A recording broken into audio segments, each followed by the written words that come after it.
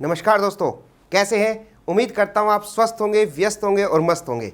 दोस्तों, आज का जो वीडियो है ना, वो उन लोगों के लिए है, उन भाई बंधुओं के लिए है जो एजुकेशनल इंस्टीट्यूट में इंटरेस्टेड रखते हैं, जिनका एजुकेशन इंस्टीट्यूट चल रहा है, चाहे वो 10th स्टैंडर्ड का हो, 12th स्टैंडर्ड का हो, इंजीनियरिंग कॉलेज हो, मेडिकल कॉलेज हो, एकेडमिक कॉलेज हो, 5th स्टैंडर्ड हो, 8th स्टैंडर्ड, कोई भी इंस्टीट्यूट जो गवर्नमेंट से अप्रूव्ड है, अगर आप वो चला रहे हैं या चलाना चाहते हैं तो आज की जो वीडियो है उससे रिलेटेड है। तो दोस्तों, अगर आप कोई एजुकेशनल इंस्टीट्यूट चला रहे हैं और आप ये चाहते हैं कि आपका एजुकेशन इंस्टीट्यूट चलते चलते किसी को बेच दें, सेल कर दें, या हम किसी को परचेज कर लें, ऐसा पॉसिबल हो सकता है, या अपने एजुकेशन इंस्टीट्यूट को ट्रांसफ़र कर दें, किसी भी वे में ट्रांसफ़र कर दें, या आप दो एजुकेशन इंस्टीट्यूट को मर्ज कर दें और उसे एक इंस्टीट्यूट बना दें, या आप एक सोसाइटी में आप 3-4 इंस्टीट्यूट के मालिक हैं, आप 3-4 इंस्टीट्यूट चला रहे हैं और आप उसके एक पार्ट को बेचना चाह रहे हैं, एक पार्ट को ट्रांसफ़र करना चाह रहे हैं, जिसे टेक्निकल वर्ड में कहते हैं डीमर्जर। यानी कि आप अपने एजुकेशन इंस्टीट्यूट को किसी भी तरह से सेल करना चाहते हैं, परचेज करना चाहते हैं, ट्रांसफ़र करना चाहते हैं, मर्जर करना चाहते हैं, डीमर्जर करना चाहते हैं। आप कैसे करेंगे? ये बहुत सारी प्रैक्टिकल प्रॉब्लम आ रही है अभी करंट में, जब से सारा डिजिटल हुआ है, जब से आपके डिजिटल फॉर्म जाने लगे हैं, गवर्नमेंट ने डिजिटलाइज किया है, तब से आपको प्रैक्टिकल प्रॉब्लम आ रही हैं एजुकेशन इंस्टीट्यूशन को, या अभी आने वाली हैं। इसलिए मैंने आपको ये वीडियो बनाई है।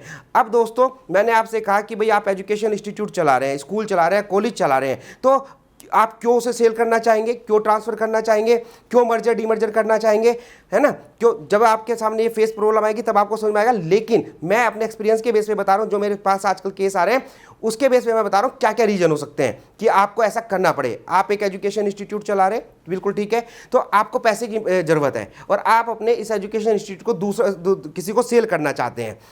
दूसरा केस ऐसा हो सकता है कि you are incapable of running institute. आपने कोई, आपका स्कूल था, आपका कॉलेज था, और आपको कोविड की वजह में काफ़ी स्कूल बंद हुए थे, है ना, आपको पता ही होगा। अब तो सब ठीक ठाक है, लेकिन अगर आप कोई एजुकेशन इंस्टीट्यूट चला रहे हैं और अब आप वो आपका प्रॉपर नहीं चल रहा, प्रॉपर प्रॉफिट नहीं आ रहा उसमें, और आप उसे सेल करना चाहते हैं, होता ही है। अगर कंपनी भी होती है, कंपनी नहीं चलती तो एक अच्छा मैनेजमेंट उसे टेक ओवर कर लेता है और फिर उसे डेवलप कर देता है। ऐसे ही एजुकेशन इंस्टीट्यूट है, नहीं चला पा रहे, कोई आपको टेक ओवर करना चाह रहे हैं, तो इसलिए आप क्योंकि इनकैपेबल है रनिंग करने में, आप उसे बेचना चाहते हैं, ऐसा पॉसिबल हो सकता है। एंड मोस्ट इंपॉर्टेंट जो केस है दोस्तों, ध्यान से समझना, तीसरा रीजन ऐसा भी हो सकता है फैमिली सेटलमेंट की वजह से आपको सारे इंस्टीट्यूट को डिवाइड करना पड़ जाए।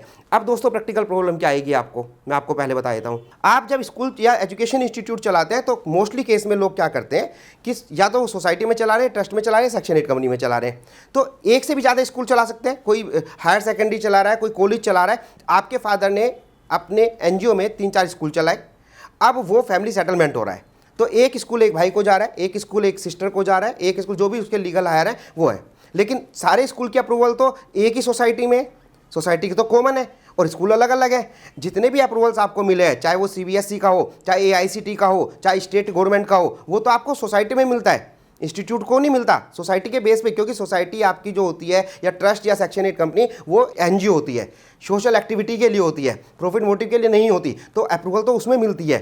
अब आप कैसे करेंगे?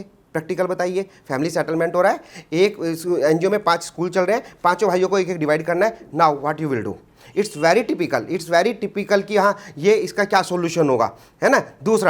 तीसरा रीजन क्या हो सकता है कि टेक ओवर स्कूल, कि भाई अब मेरा स्कूल बड़ा अच्छा चल रहा है और मैं किसी स्कूल को टेक ओवर कर रहा हूँ। मैंने आपको बताया था पार्टली ट्रांसफर, जिसे कहते हैं, आपके 3-4 स्कूल है, उसका कोई पार्ट आप ट्रांसफर कर रहे हैं, this is known as a partly transfer, merger demerger. तो दीज आर द रीजन की जो भी आप सेल, ट्रांसफर, परचेज करना चाह रहे हैं, मर्जर डीमर्जर कर रहे हैं, तो उसके काफ़ी सारे रीजन हो सकते हैं, तो आपका भी कोई रीज़न हो सकता है। तो इन रीजन की वजह से जब आप ये एक्टिविटीज़ करेंगे, ऐसे वर्किंग करेंगे, तो आपको क्वेश्चन आएगा, प्रैक्टिकल प्रॉब्लम बहुत आएंगी। और सबसे पहले क्वेश्चन ये आएगा, मैं आपको बता दूं, और 90% लोगों को ये चीज़ नहीं पता, क्या ऐसा करना ऑफिशियल है या अनऑफिशियल? क्या आप अपने एजुकेशन इंस्टीट्यूट को सेल करना, ट्रांसफ़र करना, परचेज करना, मर्जर डीमर्जर करना, सेटलमेंट करना, ये ऑफिशियल है या अनऑफिशियल? यानी कि आप सेल कर सकते हैं ऑफिशियली या नहीं, ये मेरा क्वेश्चन है। तो दोस्तों, ये अनऑफिशियल है, ठीक है। अब कुछ लोग क्या गलती करते हैं प्रैक्टिकली, मैं आपको बहुत सारे केस में से एक केस का बताता हूँ, नाम नहीं बताऊँगा क्योंकि प्रोफेशनल एथिक्स के अगेंस्ट है, लेकिन अभी एक इंजीनियरिंग कॉलेज सेल हुआ था कुछ 1-2 साल पहले, है ना। और जब उनके ओनर बैठे, क्योंकि सोसाइटी में 7 मेंबर थे और सब बैठे हुए थे, और जब उन्होंने मुझे बिना बताए, जो केस में आया कि कंसल्टेंट के बिना बताए ही उन्होंने उसे सेल परचेज कर दिया और एक एग्रीमेंट बना दिया कि हम इस स्कूल को ये सेल कर रहे हैं और इतनी हम रिसीव कर रहे हैं, इतना अमाउंट रिसीव कर रहे हैं, और सारे साथ के साथ मेंबरों ने उस पर साइन कर दिए। अब उसके बाद जब सेल परचेज का ये एग्रीमेंट हुआ, इट शुड नॉट बी, मतलब नहीं होना चाहिए था सेल और परचेज का, मैंने कहा ये अनऑफिशियल है, लेकिन उन्होंने कर दिया, इट्स ओके, जो मेरे सामने फैक्ट आए। उसके बाद जब उनमें डिस्प्यूट क्रिएट हुआ, जब फाइनल ट्रांसफ़र नहीं हुआ क्योंकि एफिलिएशन थी AICT की और अदर चीज़ें थी, तो बीच में बायर और सेलर में कुछ डिस्प्यूट हुआ एंड उन्होंने अपने ये फैक्ट को जो है कोर्ट में प्रोड्यूस कर दिया कि भाई हमने तो ये सेल किया था और ये परचेज़ किया था। तो आप समझ रहे हैं, बिकॉज ये अनऑफिशियल है, ऐसे करके cell purchase, this is not a personal property, कि स्कूल जो इंस्टीट्यूशन है ये आपकी पर्सनल प्रॉपर्टी नहीं है, लेकिन आपने पर्सनल प्रॉपर्टी की तरह उसे सेल कर दिया, तो वो आपको बहुत प्रॉब्लम क्रिएट कर देगा। तो ये मैंने प्रैक्टिकल जैसे एग्जांपल आपको बता रहा हूँ। नॉर्मली लोग ऐसे करते हैं, लेकिन उन्हें नॉलेज नहीं होती, इसलिए वो ऐसा करते हैं। तो मैं इस वीडियो के थ्रू आपको बता रहा हूँ कि अगर आपको सेल और परचेज कुछ भी ट्रांसफ़र ये करना है, तो एज ए पर्सनल प्रॉपर्टी आपकी ये सेल नहीं होगी। पता लगा आप कोर्ट में प्रोड्यूस कर दिया आपने कि ये हमारा तो एक एग्रीमेंट हुआ था और हम इसे सेल का एग्रीमेंट हुआ था और हमने इनसे इतना कैश लिया या इतना चेक लिया और हम इसे कर रहे हैं, मतलब सेल परचेज का एग्रीमेंट हुआ। ऐसे मत करना। स्कूल का सेल परचेज ट्रांसफ़र कैसे करता है, लॉ के हिसाब से ही होता है, ठीक है ना, प्रॉपर लॉ के हिसाब से ही होता है, लेकिन उसका अलग तरीका होता है, क्योंकि स्कूल और एजुकेशन इंस्टीट्यूट जो चलते हैं वो इसमें चलते हैं, NGOs में चलते हैं, कंपनी में नहीं चलते। इसलिए कंपनी का मैंने पहले वीडियो में बताया कि कंपनी के रूल बिल्कुल अलग हैं, NGO के रूल बिल्कुल अलग है। तो दोस्तों इस चीज़ का ध्यान रखना। अब आप ये कहेंगे, काफ़ी कंसल्टेंट ये कहेंगे ये अनऑफिशियल क्यों है सर। बहुत सारी गलतियाँ इसी वजह से हो जाती हैं एजुकेशन इंस्टीट्यूट के ओनर के द्वारा, क्योंकि उनके कंसल्टेंट उन्हें ये बता देते हैं ये तो सिंपल एक परचेज सेल है। ना ना ना ना, it is not like that, ये ऐसा नहीं है, ये अनऑफिशियल है और आपको इसकी एक प्रॉपर प्लानिंग करनी चाहिए। क्यों है अनऑफिशियल? क्योंकि जो भी आप एजुकेशन इंस्टीट्यूट चला रहे हैं वो किस में चला रहे हैं, सोसाइटी में, ट्रस्ट में, सेक्शन 8 कंपनी में, और ये तीनों जो एंटिटी है ना वो अंडर एन ऑब्लिगेशन काम करती हैं। वहाँ पे ट्रस्टी होते हैं, फाउंडर होता है ना, बेनिफिशियरी होते हैं, तो अंडर एन ऑब्लिगेशन आप काम कर रहे हैं। तो अगर मैं किसी को ट्रस्टी बनाऊं कि भाई मेरा ये काम कर देना, और वो मेरा काम करे या ना करे, या करे और वो ट्रस्टी के रूप में काम कर रहा है और वो मेरी संपत्ति को बेच के चला जाए, इज इट पॉसिबल? नहीं है। तो अंडर एन ऑब्लिगेशन के कंसेप्ट की वजह से इससे स्कूल का, एजुकेशन इंस्टीट्यूट का sale purchase too little bit unofficial है। इस चीज़ का दोस्तों ध्यान रखना। आप कहेंगे सर इसका सोल्यूशन क्या है? तो दोस्तों सबसे पहले मैं आपको ये बता दूं, जितने भी एजुकेशनल इंस्टीट्यूट आपके सेल परचेज ट्रांसफ़र होते हैं, ये डिपेंड करता है कि आपको कहाँ कितनी प्रॉब्लम आनी है। अगर आप सोसाइटी में चल रहे हैं तो अलग प्रॉब्लम है, ट्रस्ट में चल रहा है अलग प्रॉब्लम्स है। तो इस तरह से आपका ये देखना है कि भाई तीनों में से किसका चल रहा है, एंड देन आप एक उसके बेस पे एक प्लानिंग बनाएंगे। मैं क्यों कह रहा हूँ इस चीज़ को? इसलिए कह रहा हूँ क्योंकि सपोज करो आपकी सोसाइटी एक्ट में स्कूल चल रहा है। अब जो स्टेट एक्ट है सोसाइटी के एक्ट दो होते हैं, मैंने आपको बताया था, एक होता है सेंट्रल एक्ट और एक होता है स्टेट एक्ट। इंडिया में जितने भी स्टेट हैं सब ने, सारे स्टेट एक्ट नहीं बने हुए सोसाइटी के, कुछ स्टेट ने बनाए हुए हैं। जैसे हरियाणा स्टेट है, उन्होंने अपना एक्ट बनाया हुआ है, और जब स्टेट एक्ट बनता है ना, तो स्टेट पे एप्लीकेबल होता है, सेंट्रल पे एप्लीकेबल नहीं होता।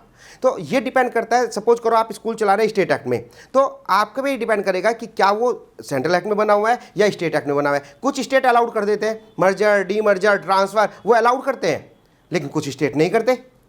ट्रस्ट में अगर आप स्कूल या एजुकेशनल इंस्टीट्यूट चला रहे हैं तो उसकी अलग सिचुएशन होगी, क्योंकि उस पर सोसाइटी एक्ट एप्लीकेबल नहीं होता, उस पर अदर एक्ट एप्लीकेबल होते हैं।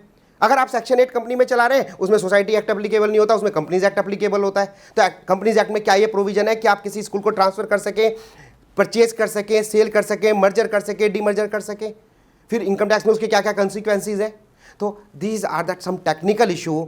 अगर आप एजुकेशन इंस्टीट्यूट चला रहे हैं तो आपको इस तरह की प्रॉब्लम या तो आज आ रही होगी, या आपको इस तरह की प्रॉब्लम अभी आएगी जब आपके जो रीजन मैंने आपको बताए हैं कि जो फ्यूचर में हो सकते हैं। तो you should know about this कि आपको क्या प्लानिंग रखनी है। ठीक है दोस्तों, तो मुझे उम्मीद है कि ये वीडियो आपके लिए बहुत यूज़फुल रही होगी। अगर इससे रिलेटेड आपका कोई क्वेश्चन है कि हाँ यार हम भी इसमें, हमारे साथ भी ऐसा हो सकता है, तो आप मुझे व्हाट्सएप कर सकते हैं, SMS कर सकते हैं, मेल कर सकते हैं। आई विल ट्राई कि आपकी प्रॉब्लम का सॉल्यूशन दे सकूं। थैंक यू दोस्तों, थैंक यू सो मच।